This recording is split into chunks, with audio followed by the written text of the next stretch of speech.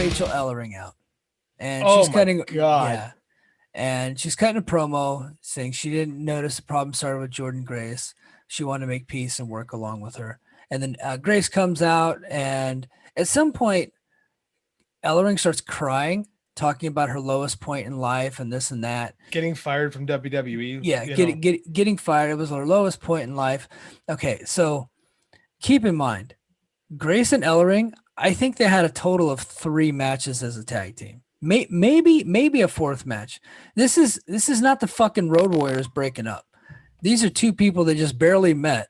They were a tag team for a month, and now they're broken up, right? So this is not a long-term relationship where now we have 2 broken-hearted people. So they went to this they went to this thing rather quickly, and this thing just drug and drug and drug, and wouldn't you know, end.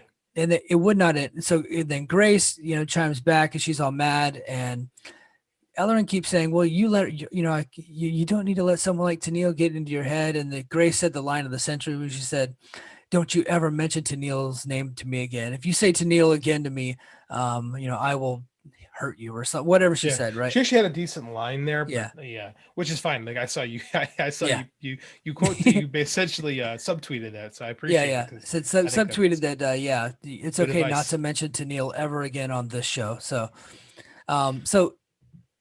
at that point they could have stopped it, but instead Jazz comes out, and then Jazz gives a speech, right? And that hey, it's not a big deal that you guys were the shortest reigning tag team champions of all time, which I don't know if that's true or not. It could be true. Who cares? Um, and then Grace gets mad, she leaves, and then okay, so that would have been that would have been too long at that point, but it's ending, right? Nope. Out comes the human fucking channel changer and Tennille Dashwood. The And charisma vacuum. yeah, and Caleb with the K, who I like. But Tennille Dashwood comes out and wants to start a tag team with Ellering. And Ellering says, "The only time I'll ever get into the ring with you is if you're my opponent," and challenged her to another match. A match that no one wants to see. I thought this was one of the worst segments in the history of television. But I will say, I think this guy from The Observer just fucking loves Tennille Dashwood. Or he might She's pretty.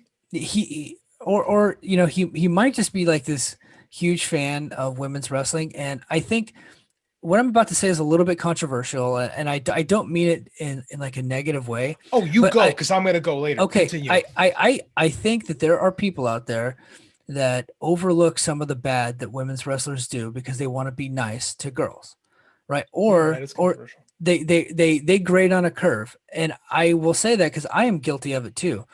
I graded on a curve with Marufuji and the Great Muta, or I'm sorry, Kijimuto.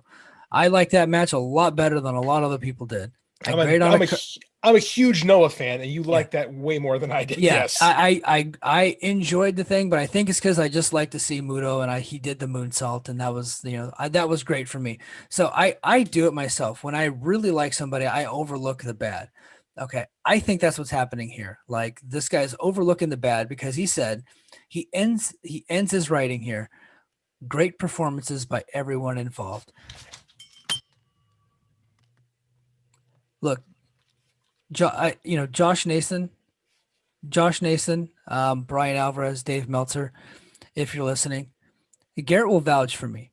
Okay. I don't want to write recap shows. I really don't. I hate doing play by play like recaps of stuff. I tried to do it on my own website, and it was boring. I will do this for you. All right. I will take over. I don't know who this guy is. I think we said his name last week. I And love that you're angling for a job on our show yeah, right now. This yeah, is the balls of steel are right. incredible. Please continue. It's Antonio Garza. He said that great performances all around. I don't know what the fuck this guy was watching, because this was one of the worst segments in the history of television. It was the longest segment in Impact history. Has to be. I'm not looking it up. I'm just saying Oh, it, it's right? It was incredibly long, would not end. But this guy, great performances by everyone involved. I don't know, man. no, this is everything I hate about professional wrestling. everything I hate about wrestling is summed up into this one. And it doesn't matter if it's men or women, dogs, it does not matter. This is everything wrong with modern professional wrestling summed up right here. The big controversy on Twitter today was that WWE hired a writer who never watched wrestling before. This is not the first time they've done this, by the way. No. They do this a lot. I don't even think that's a bad idea. I think that, if you it's a fresh perspective. It's a fresh perspective. She didn't need to go and publicize her ignorance, though. No, that was a bad move on her part because she don't understand. That's clear. She don't get the fan base, right? If you know how to tell a story, that's what's important, right? Doesn't matter if you're a fan. If you can fall in love with the medium and you know how to tell a story, great. I love it. That being said, I hate and this is what I do for a living. I'm a writer. I hate writers in professional wrestling because they can't let professional wrestling be professional wrestling. That had to be 20 minutes. If that segment wasn't 20 minutes, it was an hour. We have 4 or 5 people in there who cannot act doing dialogue. Rachel Ellering, she's got a lot of talent as a wrestler, but her acting was abysmal. And she's supposed to be the babyface, and she's condescending as all hell talking to Jordynne Grace. And she's not supposed to be. She's supposed to be the babyface, but she can't act. And her dialogue is terrible because she's clearly not feeling it. She's trying to channel the worst day of my life. And Jordynne Grace, who I love, is doing angry toddler faces. Mm-hmm. The facial expressions are just awful. Jazz tried to save it. She was doing the best she could, but the dialogue is bad. And then Tennille Dashwood comes out there and cuts more dialogue.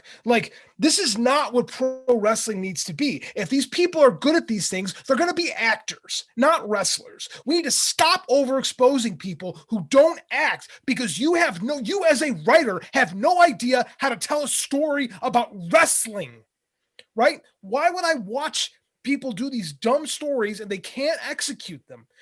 Because you want to tell your idea. You have your vision when you can't execute it because you're putting people in positions where they cannot possibly succeed.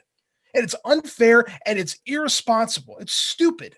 And it makes me so angry that we can't do wrestling as wrestling anymore because that's what Vince Russo and WWE did 20 years ago. So we have to channel it all the time and do these terrible segments. Nobody came off that. I don't care what Antonio Garza says. Nobody came out of that segment looking good. It was bad acting. It was badly performed. I don't care what they say. Nobody was feeling that at all. This is not what wrestling should be because it's not real. None of that comes off as real. You want to put Eddie Kingston out there, a guy who can channel his words and thoughts into something that you really can feel, great.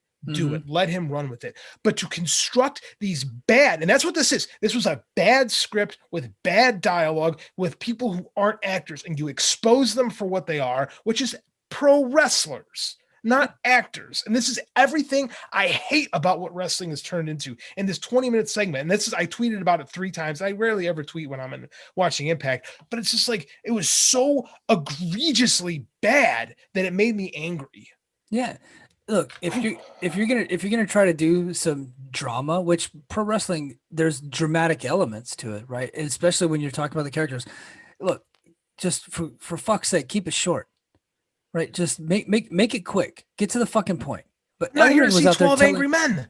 Yeah, Ellering was out there talking about the story about her lowest point in life, and then relating it to her tag team partner that she's had 3 fucking matches with. That's what it makes. It makes no sense. You didn't earn any of this. You didn't earn any of it. And it's clearly they needed to fill this time. So I don't know what writer wrote it, but I think I know what writer wrote it. Oh, yeah. The fucking Jimmy Jacobs, right? Of course it was Jimmy Jacobs. Yeah.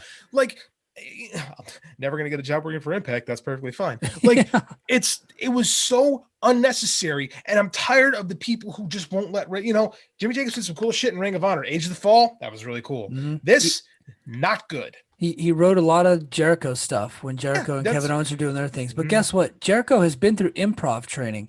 Jericho has been through acting school. Jericho is a seasoned person whenever he was doing that.